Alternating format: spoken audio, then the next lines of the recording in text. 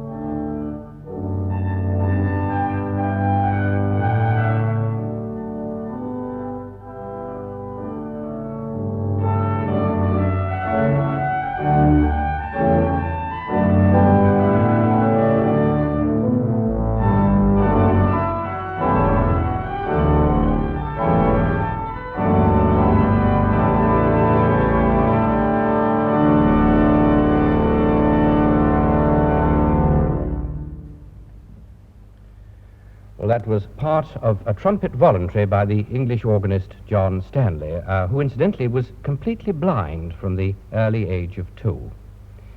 Well, some postcard requests speak for themselves, like this one with a Bournemouth Pool postmark from Pam and Jim Mosley and Anne and Peter, and it reads, "After a lifetime of making beautiful bridal bouquets, may I make a request for my godparents on the occasion of their ruby wedding, which falls on September the 5th. Well, that's on Friday.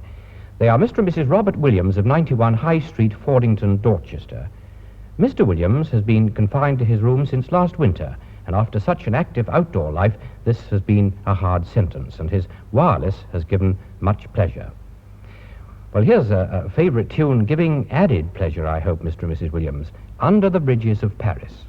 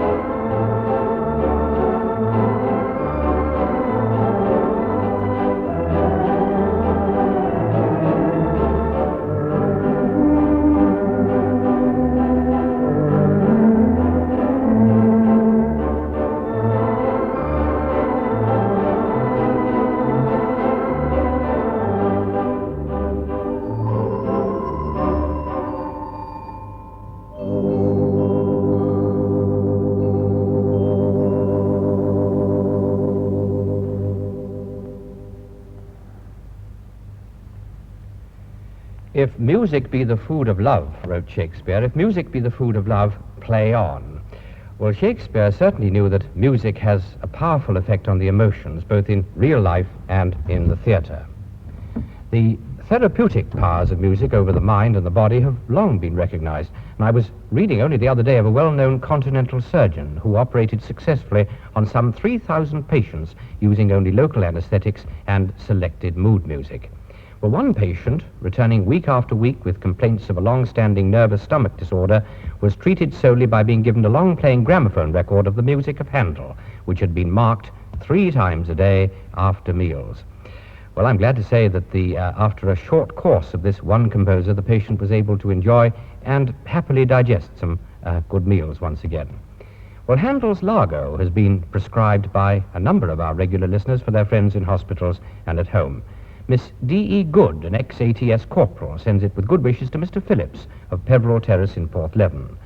Mr. Phillips' house overlooks the harbour, and Miss Good has marked the house on the picture postcard. She's marked it with her pen. X marks the spot, in fact. Confined to her wheelchair these days is Miss Alice Reed of Kingstainton in Devon. Miss Reed, soon to celebrate her 90th birthday, is a great traveller and has visited many countries all over the world. Well, good morning, Miss Reed. Your friend Mary Fraser sends her love from Cornwall, from Windmill Lane in Launceston. Well, some weeks ago, Miss Jean Sherlock was discharged from Tehede Hospital and is now receiving treatment in Bristol's General Hospital. And during her stay in the city, she'll be staying with her sister. Well, a very good morning to you, Miss Sherlock. I hope you will feel nearer home when you hear the music in the moment. But just before I pull out the organ stops, may I send loving greetings to you from Barbara, Ray, and Stephen, and Susan and Kevin, of course. They're all near you in Bristol. And from Cornwall, your home, fondest love from Uncle Bedford, Gwyneth, and the 4 boys, and Mummy and John. Well, they're all listening this morning in Penryn and thinking of you and wishing you well in Bristol.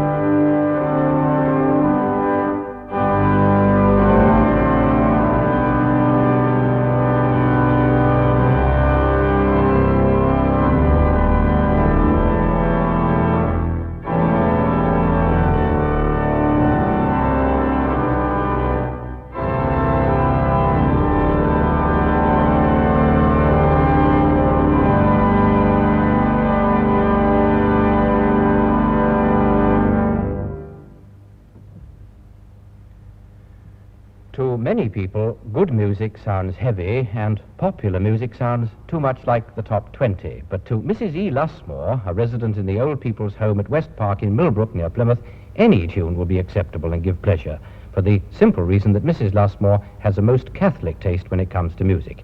And being almost blind and practically bedridden, her radio, as you can well imagine, is her constant friend, always by her side. Well, a very good morning to you, Mrs. Lusmore, and to Mrs. Webber, who shares your room. Love to you both from Wynne, Len, and Sally, who also live in Millbrook, I see, not very far from you at West Park. Well, I've just remarked on the fact that you've a Catholic taste in music, Mrs. Lusmore. Well, this has helped me enormously because it means that we can include any bright and cheerful tune now, something that fits in very nicely between the lager we've just had and the hymn tune which follows your request. Well, how about this? A popular tune from a few years back, one made famous by Maurice Chevalier.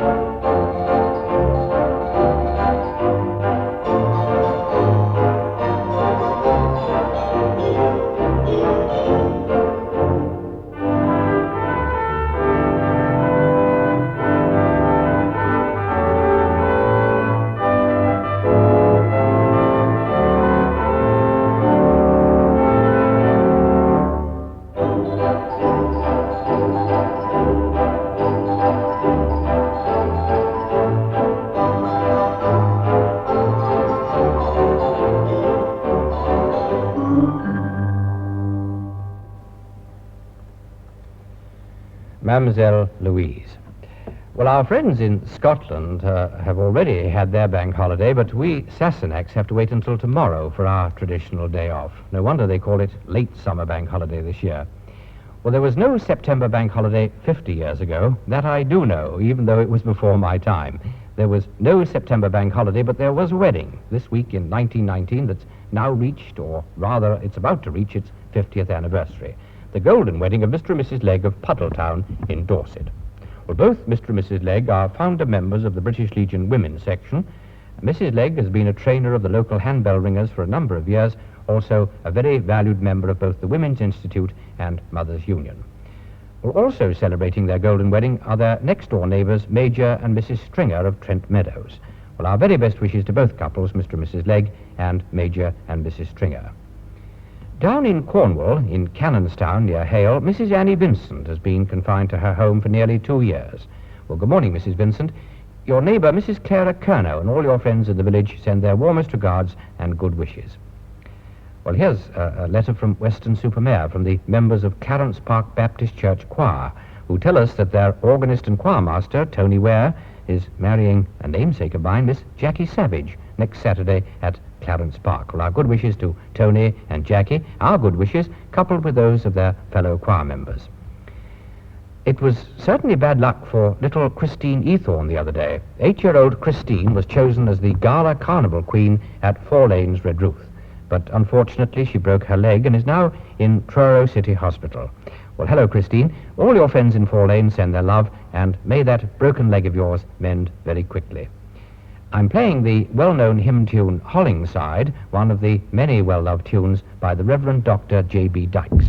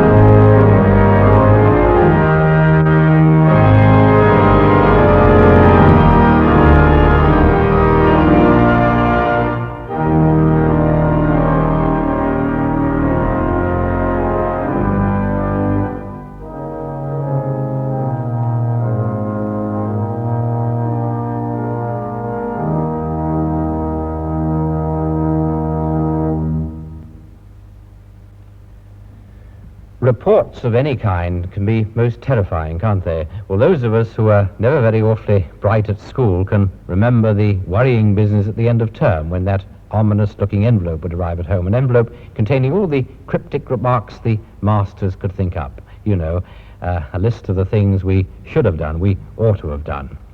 But take heart from Ivor Novello. His music master considered him lazy and was not at all hopeful about his future. Well, time was to prove him wrong, of course. Well, now let's hear some of the songs from some of his well-known shows. A special request from Mr. Don Knights, writing from Middlesex, on behalf of his friend Mr. Len Bartholomew in St. Peter's Hospital at Chertsey in Surrey. And a very good morning to you, Mr. Bartholomew. All best wishes for a speedy recovery. I'm linking the Ivor Novello music with 3 golden wedding celebrations.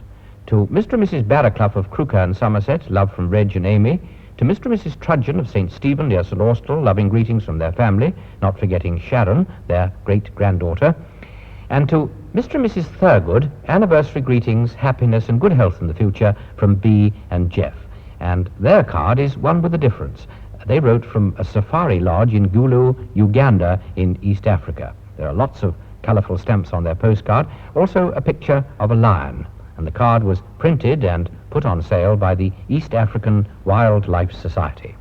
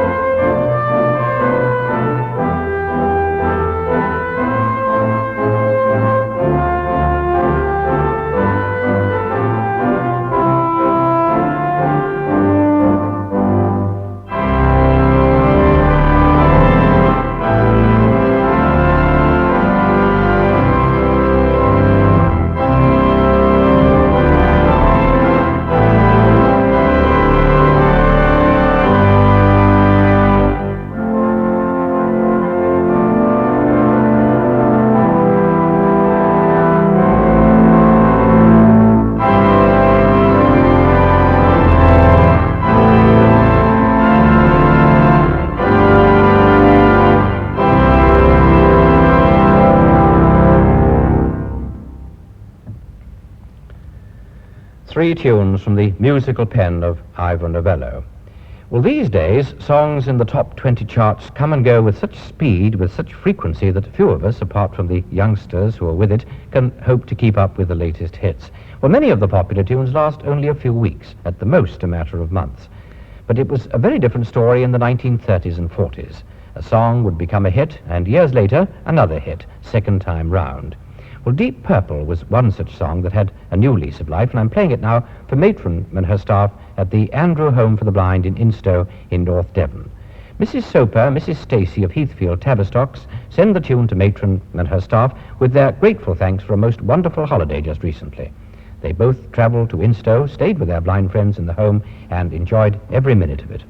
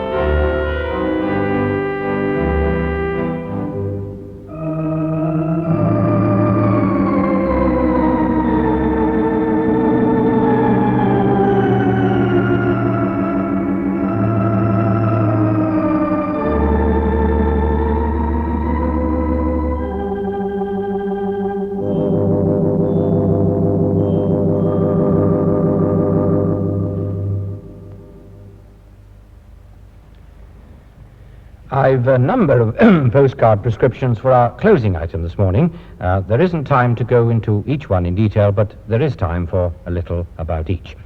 A happy birthday on Thursday to Mr. Oliver Marsh of Langton Matravers, Swanage in Dorset, 93 and still happily going strong.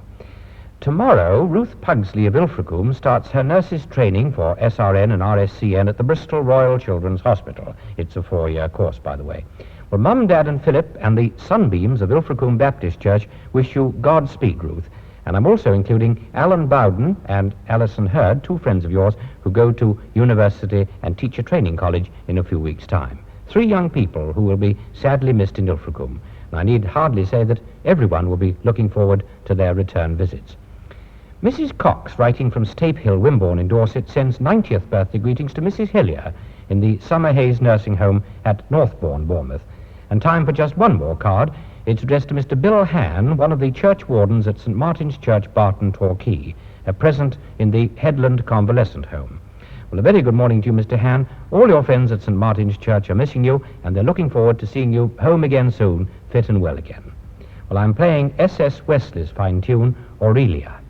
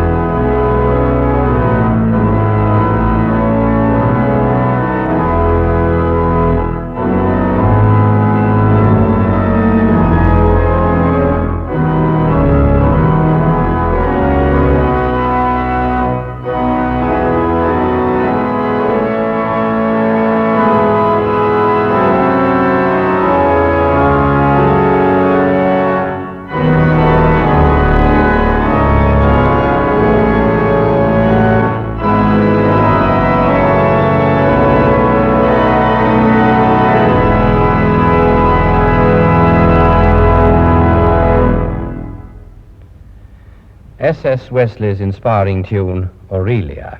Well, the end of the program with the sound of the full organ. Well, I'll be adding the words and music to your prescriptions at the same time next Sunday for 30 minutes from 10 past 8. In the meantime, take care, get well soon, and goodbye, everyone. Dudley Savage at the organ of the ABC Theatre in Plymouth.